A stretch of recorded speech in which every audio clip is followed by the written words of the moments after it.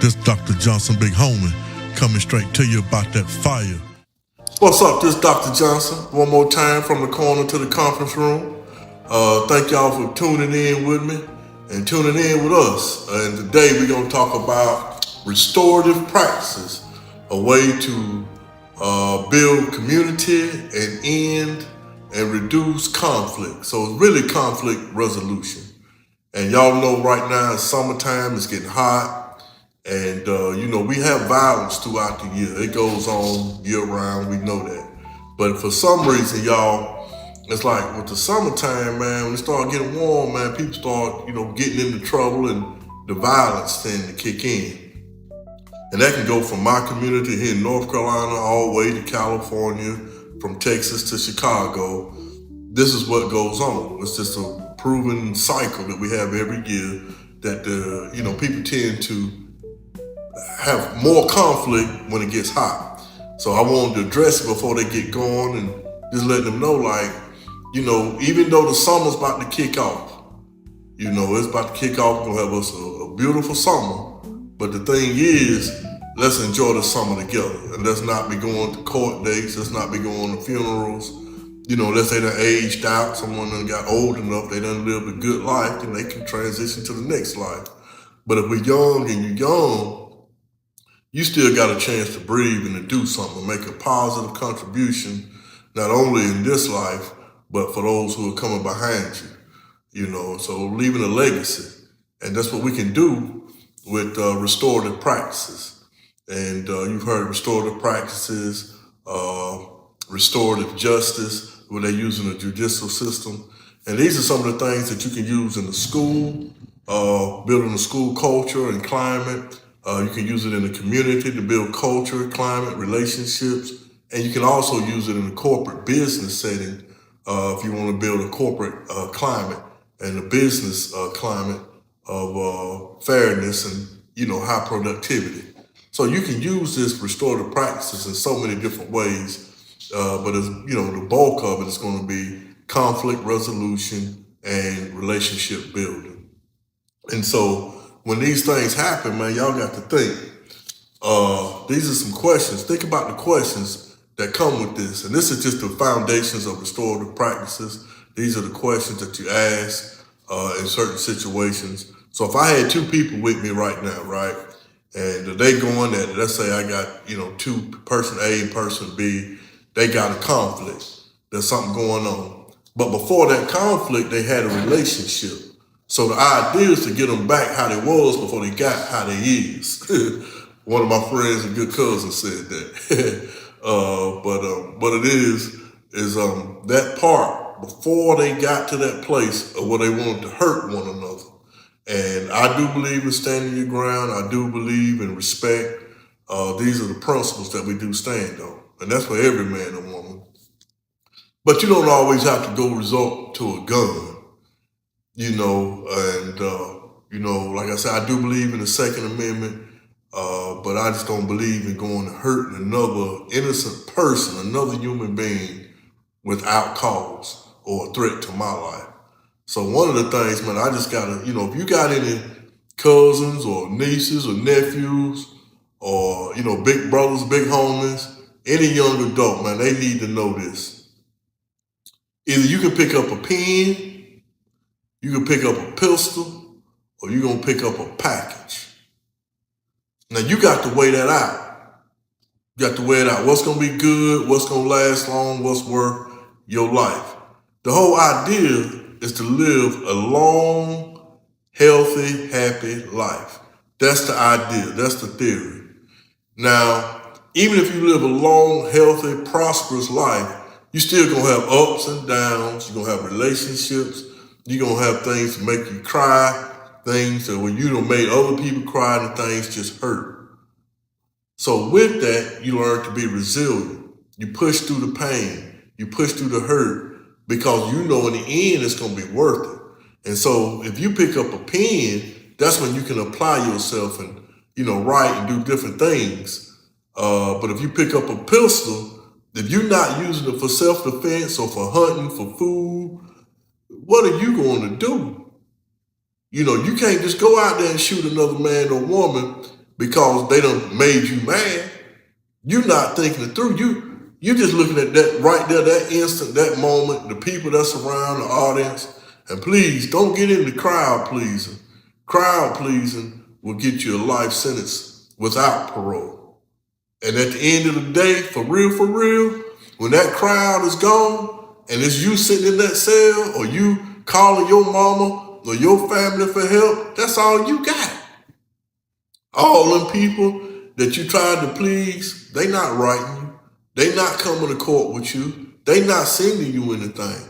They on to the next person who decided they want to be the next 5 minutes of fame or wanted to get the next 5 minutes of fame.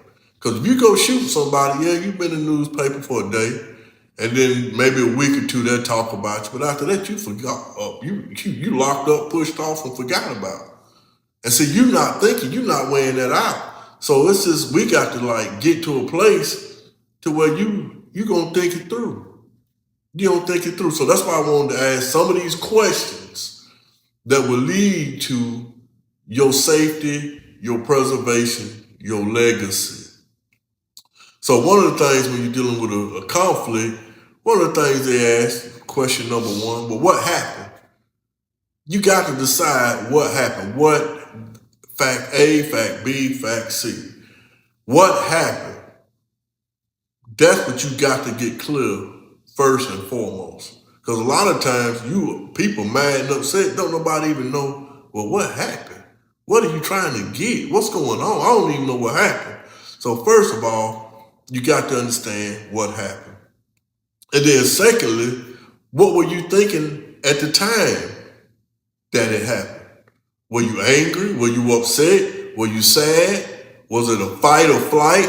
You had to do what you had to do? You know, I understand that. So what were you thinking when you decided to harm someone? And this is from the aggressor side. These questions are for the aggressor. And then what have you thought about since? After you've done it, did you feel a sense of relief? Yeah, I got my get back. I'm free now. I got my get back. But then, did you really get your get back? So now you got to worry about them coming back. And if they don't come back, you got to worry about the police coming back and then, or law enforcement. So you got a whole lot to think about at that time. And then also, who has been affected by what you have done? Because a lot of times you go out here and you grab this pistol, this knife, or this stick or bat, and you go hurt somebody.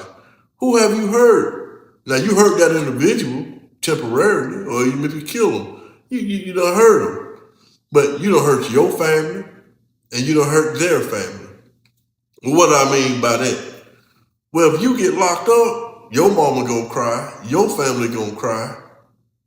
Your kids, if you got a wife and kids, what are they gonna do with you gone for 20 years? Or 30 years or 40 years? What are they gonna do with you? You see what I'm saying? So you putting everybody in a situation. So now this woman got to do everything by herself now. Your kids ain't got no daddy. They don't have a daddy. He locked up. You locked up. You can't coach them and get them through life like you need. And the only thing you can think of at the time, shit, I got my get back. I got them. Yeah, you got them, but they got everything else that you love. So did you really get them or did you lose? So these are some of the questions. What happened? So you got to ask yourself, is this true? Is this necessary? Is this the right time to handle this situation? Think it through, man. Don't be the first thing you do, you get mad, I'm going to get my gun. For what? You're not thinking it through, man. And hey, if you a big homie, you a cousin or homie or somebody, if you forget that, if you a real friend, you'll be like this. Hey, man, put that gun down. Hold up. Wait a minute. Put that gun down. Are you sure you want to do this? And if you ain't thought it all the way through, you don't need to go out there shooting no gun in the air or at another individual. Because you can go shooting at that person, miss that person, hit an innocent person, and now you gone for good. And now your whole situation done went from bad to worse. You in a messed up situation. All you had to do was sit down, talk with that person, have a sit down, a sit down. Listen to what I'm saying. Restorative practices is about having a conversation to repair harm, to build a relationship, to end the conflict resolution. That's what this is about. Restorative practices. Have a sit down. Let's talk about it before we go out here and put ourselves in bad situations. So I just want y'all to think about that, man. Think it through before you go out there doing all that. You know, that's and some things can't be fixed. Some things are so complicated that they can't be fixed. Like if you take another person's life, you can't bring that life back. You can't bring that life back, so you can't repair that. You know, and then you also it's not gonna work if both participants are not willing to sit down. Y'all gotta get to a place where both of y'all can sit down man to man without a weapon, maybe someone that's neutral to both sides, and where y'all can talk this out. We got to do that. Because if you just going in there and wanting to shoot somebody and being all angry and mad, man, you done missed the bus and missed the boat for real. You in for the long haul. So the idea is, let's have a sit down. Let's talk about this. And you got to be truthful. If y'all both willing to come to a solution, y'all both willing to end this, then y'all can have a sit down. But don't do it with a group of people. Don't do it with everybody watching. Y'all gonna have to meet somewhere at a remote location, a neutral location, away from all the people, where y'all can sit down and talk and maybe have a big cousin or a big friend, a big homie, somebody or a parent that's sensible, even law enforcement. Even you got to bring law enforcement and just have them sit while y'all talk. So if this get out of hand, then they need to go ahead and put your handcuffs and get you out the door. I'm not about putting people in jail, but if you feel like you're going to hurt somebody and kill somebody, well, I think you might need some time to go somewhere and sit. But I ain't trying to send you to jail. That's the whole point, to keep you out. But if I need to get you there for 24 hours to keep you from doing 24 years, that's what we need to do. Now, you got to get to some point, man, you got to quit trying to please the crowd and just be a man. This is what happened. My apology. I made a mistake. I did not mean to do that at the time. This is what I was thinking. This is how I felt. I know it affected you and your family. I apologize. How can we correct this before we go any further? How can we move forward? How can I make this right by you, man or woman? How can I make this right by you? If I can't make it right by you, then we got to agree to stay away from each other until we come to a place of peace and understanding. Okay? And so then there's another set of questions for the victim, for the person who's been hurt. You know, what did you think when you realized what had happened? Now, when they hit me over the head, I realized like, oh, no, I got to, you see what I'm saying? So it's certain things that you, natural reaction. For every action, there's a reaction. So if you feel like you want to act on, you better be ready for the reaction, because it's coming.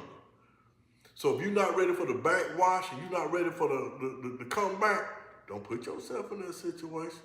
Don't you do that. Better think it through. Pistol, pen, or a package. Package will get you locked up, unless you get a real package called legality, a legal package. Get you something wholesale, start you a business, and grow. Spend 100, make it 200, and grow. A legal package,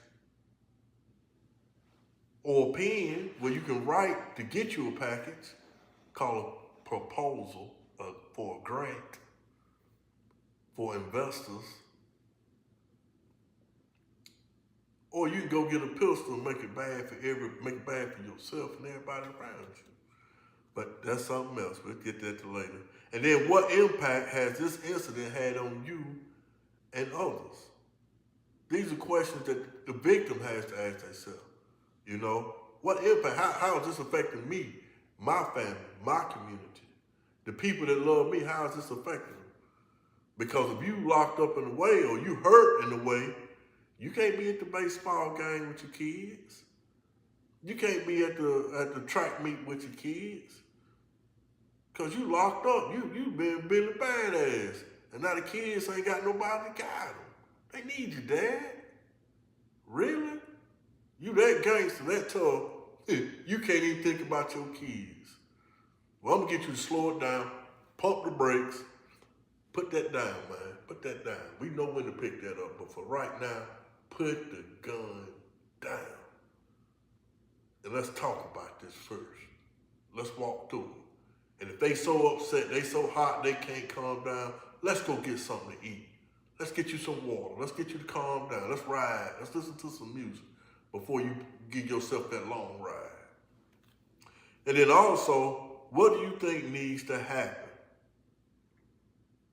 Well, hold on, to make things right. What do you think needs to make things happen to make it right?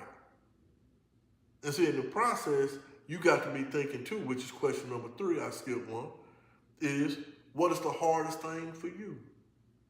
And when you recognize what's the most difficult or the hardest thing for you to deal with, then you can start figuring out what can make this right, what can make this better. Violence just don't seem to make anything better, you know. And I do believe that there's a time and place for violence. I'm not, I do believe in scripture. There's a time for war. There's a time for peace. As blacks, as African Americans, we've been having tribal warfare forever.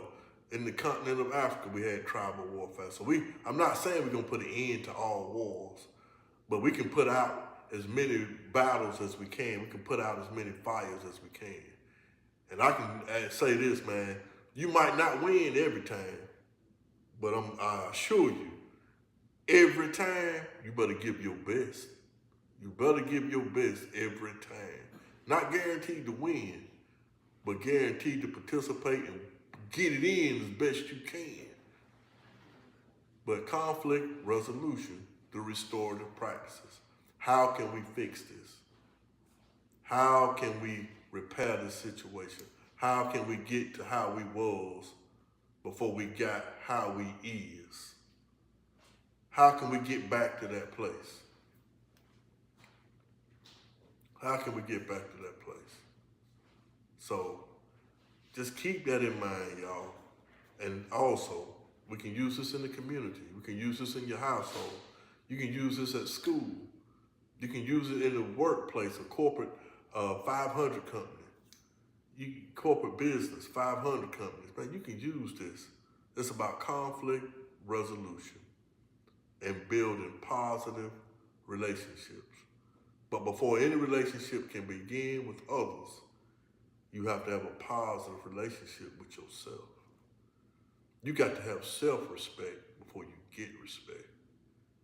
And like Jackie Robinson said on the 42 movie, I got enough respect that I don't need their respect. I got enough respect for myself. Man, y'all think about that. I put that on me. I stand on that. It's who I am. I respect, I love me, period. And when you get to that, then you can love other people and give respect and accept respect and give love and accept love and know how to be loved. That's when you're on that quest, that journey to truth and knowledge and understanding. But you gotta have some restoration. You gotta have something some resolution about yourself. And don't get me wrong, people gonna make you mad. They gonna piss you off. Make you feel like, well, I smacked this, I beat them. But for what? Because you're not only gonna put them in a situation, you might put everybody else in a situation. Now you done went off and smacked so-and-so. Now they done socked you back. Now you gotta go get your cousin. They gotta go get their brother. Now you got a family and everybody involved, the kids involved. And all you had to do was like, hey man, my apology. I ain't mean to make that, I ain't mean to step on your shoe. My fault. But how can I make that right? The conversation will save your life. I ain't say go back and forth and argue, because there got to be a place and time for it. So anybody that's out there, and you work in the school system, and you need somebody to talk to your youth, about restorative practice and your administrators and your superintendent, please hit me up, Dr. Johnson 413@gmail.com, or hit me up on TikTok, hit me in my DM, though I can come out, go to my website, drjohnsonbighomie.com, and you can book me to either work with a small group in your community of teenagers, or if you have a business, I can work with your staff and your faculty. And if you are in a corporate setting, I can help you with executive leadership, all inclusive of restorative practices. Because you're restoring relationships, you're building positive relationships. And that's how we continue to grow and how we leave a legacy on this planet we call Earth. Make this a great experience. Life is a fun experience. Make that your mantra. Life is a fun experience, even though it get difficult, even though it get hard. But we know the scriptures. All things work together for those who love God and call according to his purpose. Romans 8:28. So even the bad work to your good. And so sometimes it's good to have conflict. I'm not saying that all conflict is bad, because it can be challenging, but not all conflict has to be fatal, has to be deadly. We're trying to end that part. And we do that through conversation, honest conversation. Now, people come in there telling lies and holding back the truth and hiding facts, you can't build on quicksand. That's a quick fix. But we want a restoration where you can restore yourself, your soul, and you restoring your relationship with you. Then you can restore and build relationships with others. So anyway, y'all, that's Dr. Johnson. Big home! Till next time.